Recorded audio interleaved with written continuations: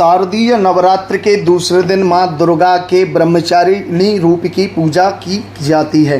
ब्रह्म का अर्थ तपस्या से है। मां का ये रूप अपने भक्तों और सिद्धों को अनंत फल देने वाला है।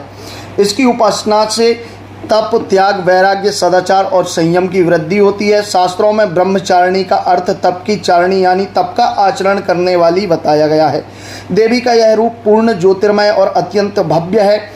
इस देवी के दाएं हाथ में जप की माला और बाएं हाथ में कमंडल धारण करने वाली हैं। मान्यता है कि पूर्व जन्म में इस देवी ने हिमाचल के हर पुत्री के रूप में जन्म लिया और नारद जी के उपदेश से भगवान शंकर को पति रूप में प्राप्त करने के लिए घोर तपस्या की थी। इस कठिन तपस्या के कारण इन्हें तपश्चारिणी अर्थात ब्रह्मचारिणी नाम से भी जाना जाता है। 1000 वर्ष तक इन्होंने केवल फल फूल खाकर बिताए और 100 वर्षों तक केवल जमीन पर रहकर साख का निर्वाह किया।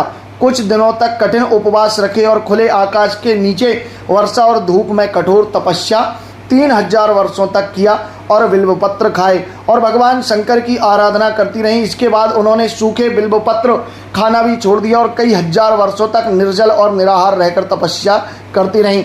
पत्तों को खाना छोड़ देने के कारण ही इनका नाम अपर्णा पड़ गया। कठिन तपस्या के कारण देवी का शरीर एकदम क्षीण हो गया। देवता, ऋषि, सिद्धगण, मुनि सभी ने ब्रह्मचारिणी की तपस्या को अभूतपूर्व पुण्य कृत्य बताया, सराहना की और कहा कि हे देवी, आज तक किसी ने इस तरह की कठोर तपस्या नहीं की। यह तुम ही से संभव थी। तुम्हारी मनोकामना पूर्ण होगी और भगवान चंद्रमौली शिव जी तुम्हें पति के रूप में अवश्य ही प्राप्त होंगे। अब तपस्या छोड़कर घर लौट जाओ, जल्द ही तुम्हारे पिता तुम्हें बुलाने आ रहे हैं। माँ ब्रह्मचारिणी की देवी की कृपा से सर्व सिद्धि प्राप्त होती है।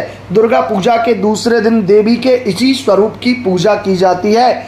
वैज्ञानिक सिद्धांत के आधार पर ब्रह्मचारिणी देवी का पूजन करने से एकाग्रता बढ़ती है, दृढ़ निश्चय बढ़ता है। व्यक्ति अपने लक्ष्य को प्राप्त करने के लिए दृढ़ संकल्प कर लेता है। ऐसा व्यक्ति कठिन परिस्थिति में भी नहीं घबराता है और हर एक स्थिति में रहकर अपने लक्ष्य को प्राप्त जरूर कर लेता है।